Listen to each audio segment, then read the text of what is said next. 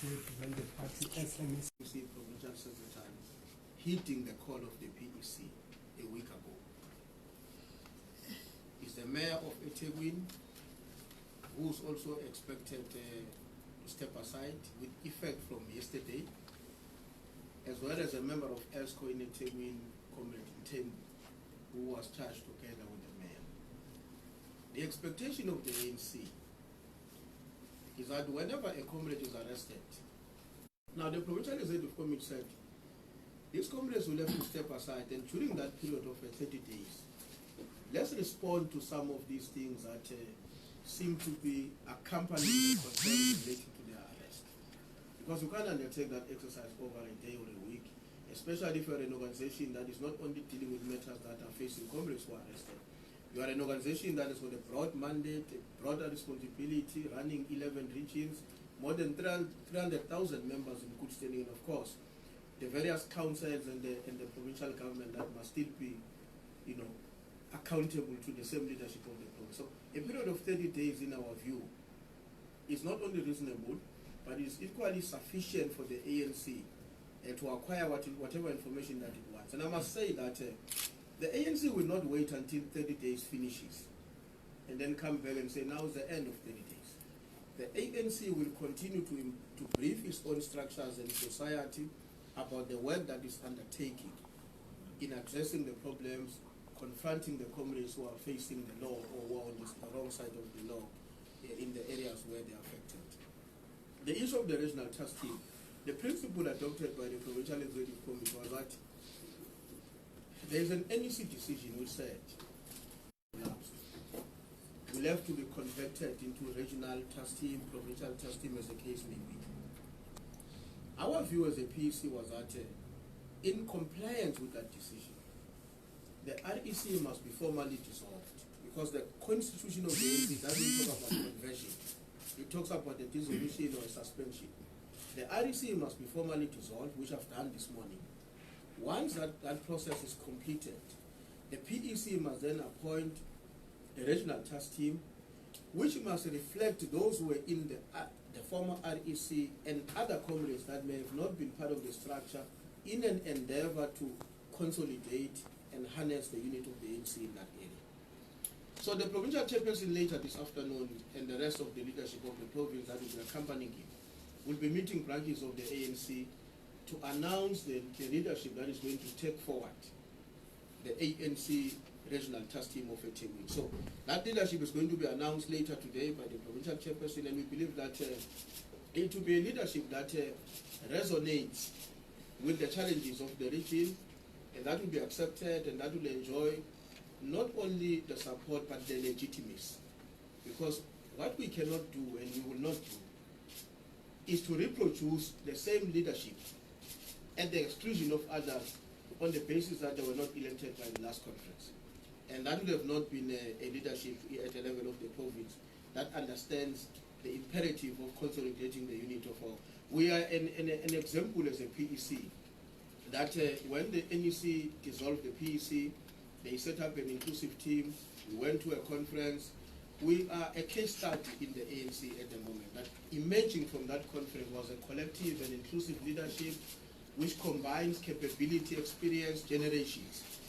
And that is why we have a PEC that is quite decisive, that is principled, that takes any decision and every decision that are in the best interest of the ANC. Lastly, well, I don't know why the SSCP is not happy. I have not had an opportunity. I had a meeting last week of the Secretariat of the Alliance, where we had a long discussion with the Alliance secretaries. Both the SSCP and COSATO never expressed in that meeting that they were not happy.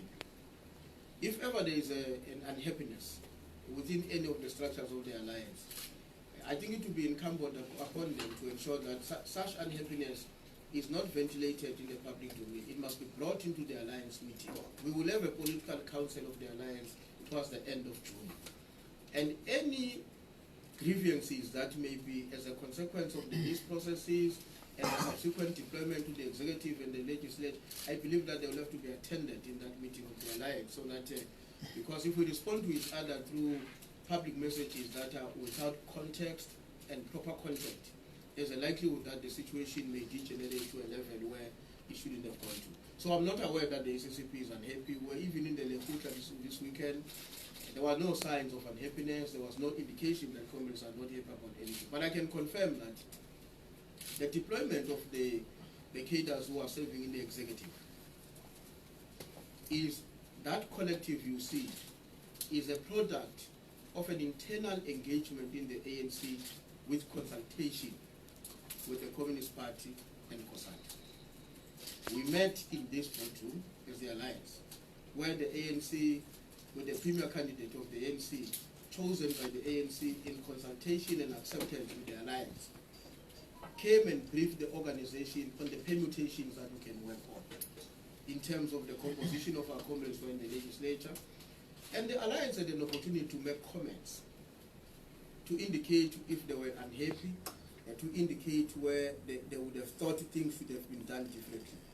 I am not aware of any concerns expressed at that meeting by either the Communist Party or COSATU in relation to the composition of the cabinet. But of course, if in their analysis, in the aftermath of that process, they came to a conclusion that certain things did not go well, I think they're entitled to that. As the ANC were prepared to engage with them, and I believe when we have time, there would be that comradely and frank discussion about their concerns and how we interpret their concerns and how best to manage the concerns and the place going forward. Thanks, Novan. Okay. What was saying? Zianda. I will take you to 4. Anyone else first time? We'll take you to 5, 6. Usiphamandla konke we-ANC nobhala imeya yaseNewcastle is defiant uthaka indawo. How are you going to deal with that? Because he has openly said he's not going anywhere.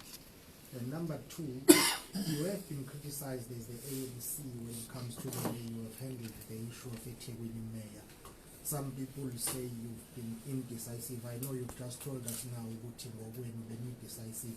How do you respond to that criticism which says you've been too soft? And also number 3, there were reports that some people are planning to march Bezela, a provincial office. Are you concerned about possible divisions moving forward following the latest developments in eThekwini in particular? Number 4, is Mluleki Ndobe the coordinator of the regional trust team? Thanks, Dr. I've got 3 questions. Why did it take so long for the ANC to act on the Newcastle mayor? Because he has been attending to the cases for a while now. Secondly, because if I recall very well, the decision by the ANC that the members of the ANC who are deployed in government, if they are facing serious charges, they must recuse themselves. It's a very long, it's an old decision that was taken. And my second question is that what if in that 30 days, maybe after 30 days, the ANC says that he asked the comrade maybe to step down as a mayor, and then along the line, down the line, we find that maybe the court maybe find that mayor or any other comrade not guilty. What will happen there? Are you going to replace, put that person back to his position? And my third question is that the dates for the conferences. When are we going to hold those conferences? Like of Moses Mapita, eThekwini. I think I know about eThekwini, but the regional general council of KwaZulu.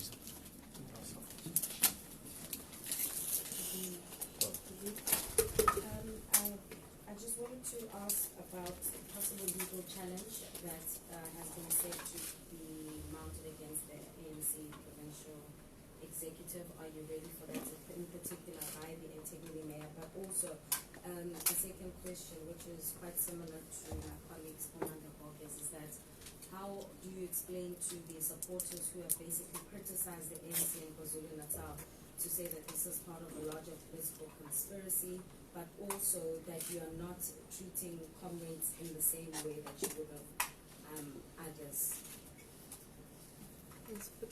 Thank you. My name is Sandy Lemot. I report for the Sowetan. Just one question. During your Lekgotla Nopala, did you perhaps discuss what seems to be hostile relations between the ANC Youth League, in particular reference to the KZN Panza region and the mother body?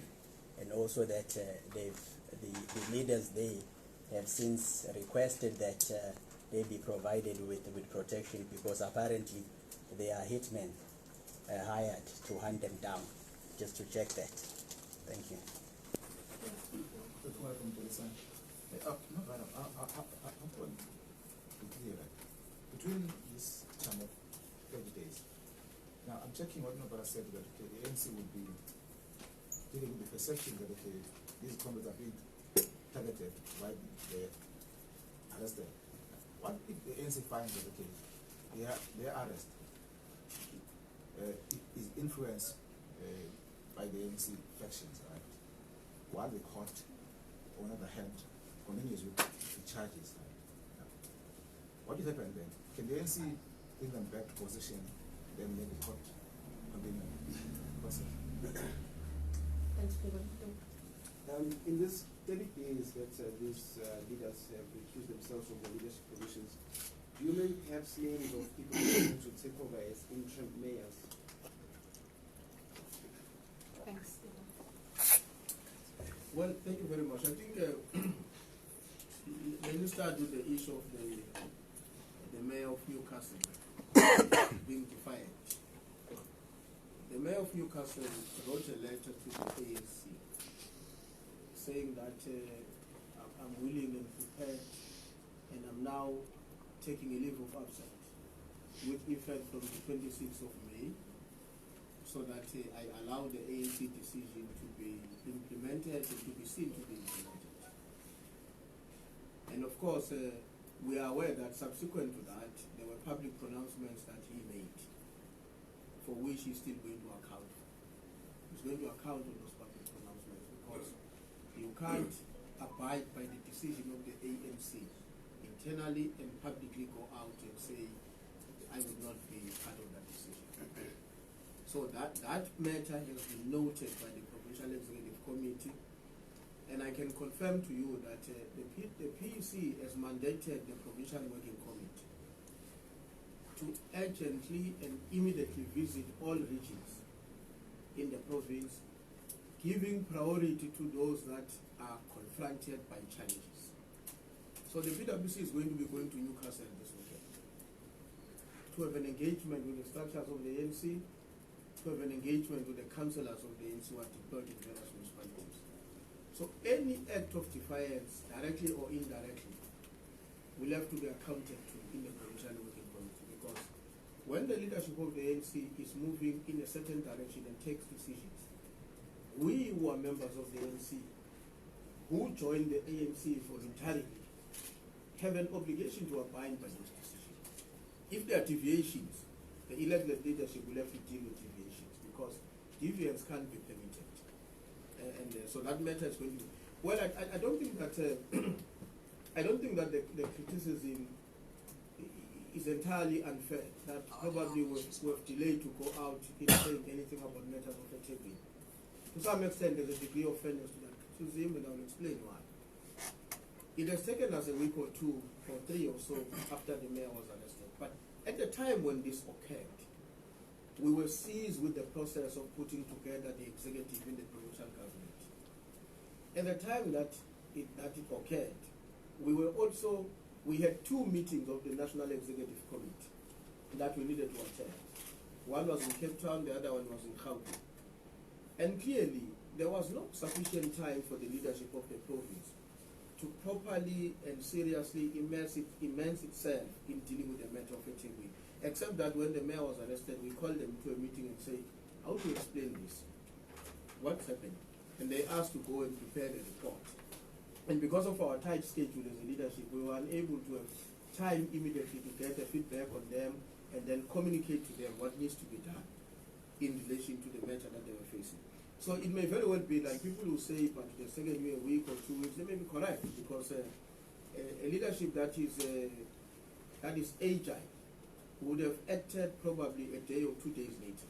But the conditions were not in our favor. We had too much on our hands as provincial officials, and we were focused, didn't want to meet the deadline in terms of deployments, the sorting in of comrades who were supposed to be sworn in as members of parliament. So that is the reason why I'm saying, yes, without the knowledge of our delay, it's justifiable to say you have taken long, but when you have an explanation, it's easy to see that there were many competing interests. Some of them were urgent and regulated by the constitution. And you couldn't say, I'm taking a detour now to focus on the matter that you can still deal with once you are done with the rest of the issues. Well, we're worried that there may be potential divisions. I mean, there was a march that came to the provincial office, which to us was a sign of a challenge that is surfacing. The comrade is arrested. We are all still dealing with the consequences of the arrest, and even to understand what really is this all about. And their comrades are already marching to the provincial office. We're concerned about that. But we sent members of the PEC who met with them, who explained to them that when there are difficulties, all of us must be calm, and all of us must depend on logic and be rational in dealing with difficulties. Not surrender ourselves into emotions and conspiracy theories. Because if you run an organization through emotions and conspiracy theories, you are not going to succeed. And I think we were able to persuade those comrades. There was a suspicion that others were going to come today. I'm told they didn't come. And I credit that to the persuasion that was done to those who came last time by members of the Provincial Executive Committee who happened to speak to them. What happened to a comrade that is stepping down and later on you are found to be innocent? Firstly, if you are not found to be guilty, the ANC will deploy you somewhere. The ANC has not made me a provincial secretary because there was nobody else who could be.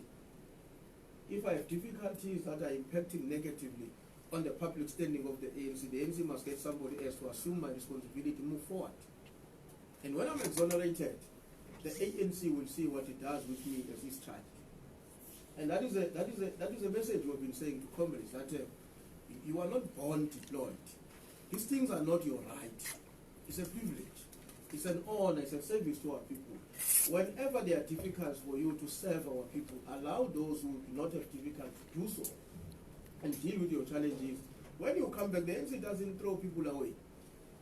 I mean, there's an example of Commando who was arrested, he came back, we've deployed him. The ANC deployed him.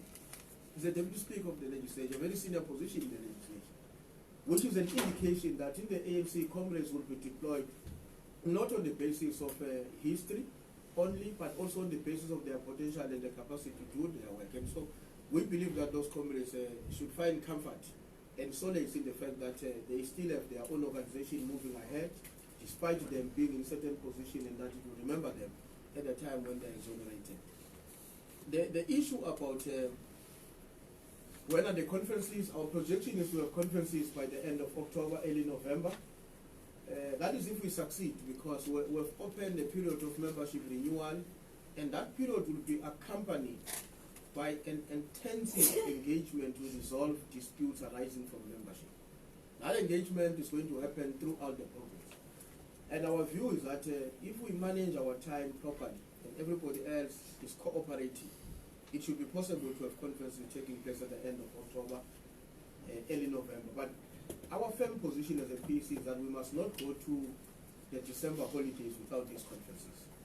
Because conferences in the ANC of late are reputed of tensions, conflicts, and disunity. And we wouldn't want to go to local government elections next year, because our preparations are going to begin in January 2020.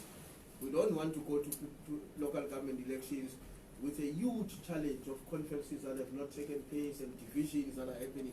We want to enter into that period with a collective in the inner Teguin, Mosmabit and Lower South Coast, which is united, which has legitimacy and authority, because it would have been elected by in a democratic process and in a way that takes into account the challenges that have faced the organization before. Well, we don't know whether there's going to be a possible legal challenge by any of the mayors or any of the comrades. If ever anybody decides to take the ANC to court for taking a political decision, then the ANC will have to deal with that. Because, you see, we have been explaining this to our comrades, that while we subscribe to our legal jurisprudence, which dictates that you are innocent until proven otherwise, we are not ordinary people, we are revolutionaries. We have joined the struggle. The fact that there are many setbacks we have suffered along our way when some of our comrades were doing things below standard cannot mean that we must normalize that which is abnormal. Revolutionaries are supposed to be measured above the constitution. That is why the question of morality, ethics, and the conduct, which is beyond what the constitution may prescribe, is attended to those who have voluntarily taken a responsibility to be the midwives of the social transformation of our country. So we can't be measured. We are supposed as the ANC to lead our own members, lead the opposition, and lead the society as a whole. When we call ourselves a leader of society, what distinguishes us from others? It must be because we are not measured on the basis of minimum standards. The Constitution of the Republic is a minimum standard. Revolutionaries are supposed to be above that, to strive to that direction. And that is why we've been saying to comrades, well, when comrades say, no, but so and so happened, it happens to him, you didn't do that, we say, but that is why the president of the ANC said, beyond this valley, there must be redemption. And there must be few who are disciples of that redemption, and they must be found in the leadership of the ANC. And that is why we are not going to allow comrades to drag us to a lower standard, that if you are not guilty as yet, let's tolerate whatever happens, let's disregard what society says and how they perceive you. The reason why we've declined in these elections is because of the trust, the leadership that has lost trust. Waste, refugee, in the various areas across our township, we don't do it. We say we're going to address human settlement, we don't do it. What then happens? You are not guilty in court, but the trust deficit emerges with our people. Now, we are saying as a PEC, we need to set standards. And the standard must be consistent with the expectation of those who have chosen to be part of the ANC. The hostility in the youth league and the ANC structure is part of what the PwC will deal with. The Malafane have the same problem. The REC of the ANC and the REC of the youth league have got challenges. They can't talk to each other properly and organizationally. And the PwC is going to go there and say to them, you were elected to serve our people, not to fight over certain things that we are now fighting for. The same is going to apply with, by the way, the PwC's priority is Emalashane. From Emalashane, we go to General KZN region. Because we've seen that those are the regions where an immediate attention of the provincial working committee is needed if we were to consolidate the organization and deal with the challenges. Well, if we were to discover along the way that these arrests are politically motivated, that would be helpful, because then it will explain to us who must bear the consequence of being a politically motivated. If we discover that somebody, that is why part of the decision of the PEC is that we are going to request an urgent meeting with the president of the ANC in his capacity as the president of our movement and the head of state. Because we want to put before him our deep-seated concerns that some of these arrests celebrated as they should be, because they are sending a signal that we are intolerant to wrongdoing. But the manner in which they are being done creates a perception of political manipulation and conspiracy. And we want to put that before the president. We're not going to say to the president, therefore, stop investigation. We want to say investigate, arrest, but in a dignified way. I know there's an argument that there's no dignity in thieving, and there's no dignity to be accorded to those who are accused of doing anything that is wrong.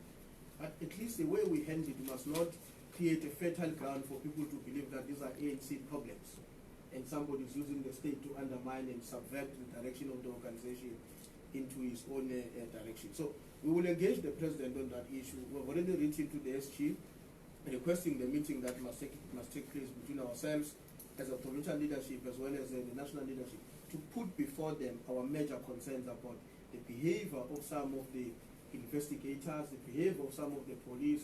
This Hollywood style that when people are arrested, it must appear as though we are intending to embarrass rather than to deal with the content of the problem.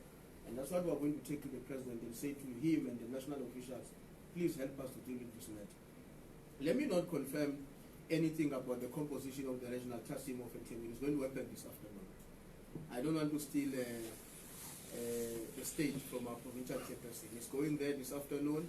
He's going to announce the regional task team, which we believe as a PEC will not only inspire confidence, but it will be legitimate, because nobody will look at it in the context of what happened in the past conference, be it of the province, of the region itself. It will be a team that should enjoy the support and the legitimacy of all our structures. And with our support as a provincial executive committee, we believe that it will meet the expectations of the PEC. I think that is what I can deal with at the moment. And as I said, the rest, let's leave it to the occasion where they belong. The interim mayor. There's a push. Oh no, the question about look, if the mayor, not if, when the mayor is away, our preference is that deputy mayors must take over and be acting mayors. That's our immediate preference. And the reason that preference is logical. You can't be a deputy when you can't ascend when the incumbent is not there. Depends with ministers.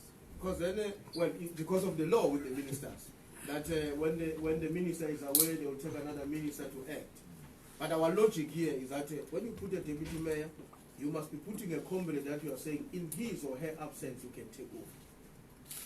And that is why our view is that the deputy mayor, unless if there are challenges, the deputy mayors, for whatever reasons, we would be told by the affected regions, and like Emala said, we don't have a deputy mayor there.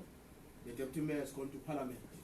So you can't have a deputy mayor. It means the council left to have somebody else as acting mayor and pave the way up until such time where the matter is clear about what becomes a permanent arrangement of the ANC. Thank you very much, Nopala. There's a part omitted. You omitted one part, Nopal. Are we taking more questions, Nopala? Yeah, I can. Just a follow. The one whether have these leaders from KZN and Panza approached your office in the sense that they needed protection because now they are hitmen apparently hired to hunt them down. They've actually written a letter to me. I have a letter from the leadership of the ANC in the General KZN and Panza region. They have not specified the issues they want to meet me and discuss, but they have explained that there are urgent matters that they would like to discuss with myself as provincial secretary of the ANC. I'm setting up that meeting sometimes before the end of this week because since they wrote a letter a week ago or so, if not a week before, it was when we were preparing for cabinet and I went to Gauteng for the NEC meeting in the NEC Lekgotla. So I said to them, when we are back from the PEC Lekgotla, there will be time, we will hear what their concerns are. Two more questions, Nopala. We'll take you and we'll take your replaced questions after that. Okay, just one. It means from Mr. Did the PEC take into consideration that if you remove two councillors in Ethekwini, that might have a negative effect because you would be slightly equal with the opposition in the ex-committees? Nopala, mine is simple. The seat in True is vacant. The next provincial spokesperson is No, on the matter of ESCO, yes, I raised this matter when I met the outgoing REC this morning, and I said the team of the provincial working committee that will work with them will have to guide us on how to do it. There are two options, as far as I'm concerned, but they will have to subject that to a legal interpretation. One option will be that there will have to be a certain comrade that is going to be acting in positions that have been vacated. And when those ones are acting, the acting part also gives them the privilege to assume the responsibilities of the then incumbent. But we said to them they must verify that if it's consistent with the law of the municipality. But if it's not consistent, then they will have to guide us of what we must do. What we are not going to allow is that because any of us is unable to perform their duties, the structures must collapse. We can't allow that. We won't allow that. There will have to be decisions that we take because what if the cases are remaining like this for the next 6 months? We can't collapse governance because a certain comrade is not allowed. That is why, as we speak to comrades, we are insisting for them to internalize the message that says, we serve at the behest of our people. When we can't serve our people, we are not serving. Simple as that. When you can't perform the role for which you were elected, the fact that you are getting a salary doesn't help the ANC. So the ANC was not working to get you a salary. It was subjecting you to the masses of our people for their savings. We have been finalized on the issue of the provincial spokesperson. That is why the moment I came alone here with Comrade Nolutan, those are media liaison officer. At the moment, Comrade Nomakuku will still be speaking for the ANC. Of course, we know the constraint of being the member of cabinet. because we also want her not to be influenced when she must say there's something wrong in the Department of Health, for instance. But we've agreed that I will have to be doing more than what I've been doing. I will have to be a little bit active in the communication up until the PwC will sit later this week, and then it will make a determination about whether a permanent spokesperson or an acting one until the PEC rectifies it. But at the moment, I'm going to be the one that makes myself available. Anyway, I miss that job. Awutholakali, you are never available. Awutholakali. All right, sure. Awutholakali. No, so